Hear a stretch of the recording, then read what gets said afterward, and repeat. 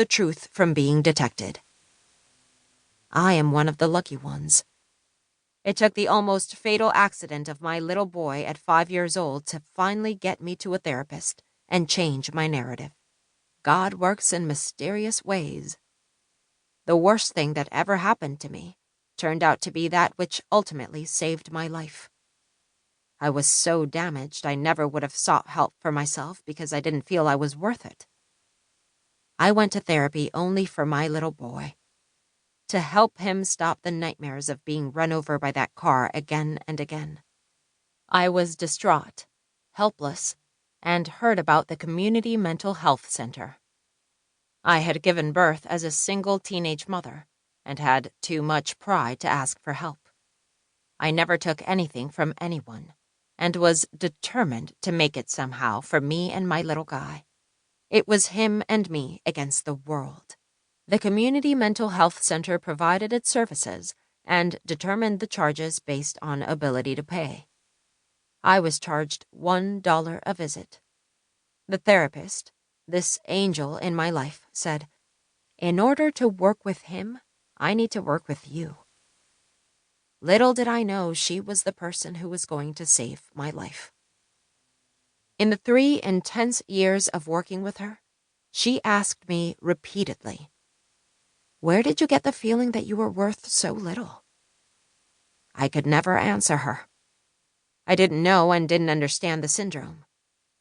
Then, one day, these words came out of my mouth. I said, "I don't know. I always thought I was useless, hopeless, worthless, nothing, and a big zero." I sat in shock hearing myself articulate this for the first time. Oh my God, I suddenly realized. This is what I had been told over and over and over as a child. I had been programmed. My father's constant bullying made me believe that I was as he said. I look at the life I live today, and it's nothing short of a miracle.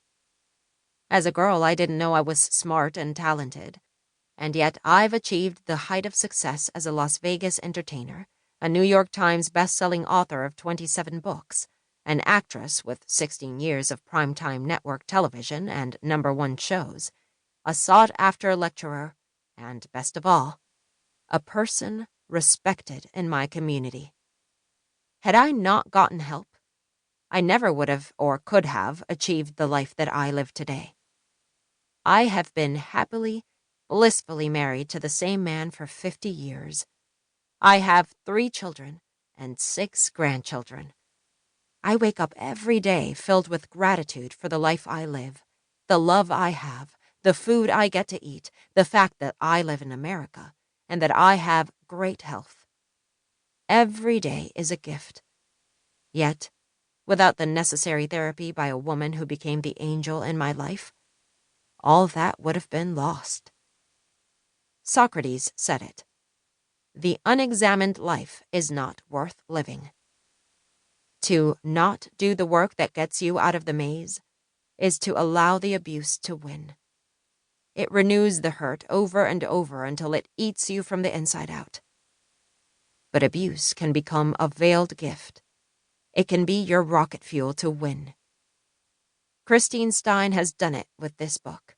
She has had the courage to go back and look at what happened to her with all the pain and sadness, and to find a way out. It is essential for those of us afflicted with the pathologies of abuse to go back and truly feel our feelings, especially as an adult with perspective, so that processing the pain and seeing a clear way out becomes possible. If you've lived any version of this life, read this book and you will find hope, help, and inspiration to fix yourself and inherit the life you have always deserved. Christine's story has profound meaning, not only for herself, but for others as well. This is a great and important work. Suzanne Summers. This is my story as I lived it. Only the names have been changed. Prologue. On the way to my mother's funeral, I vowed to myself.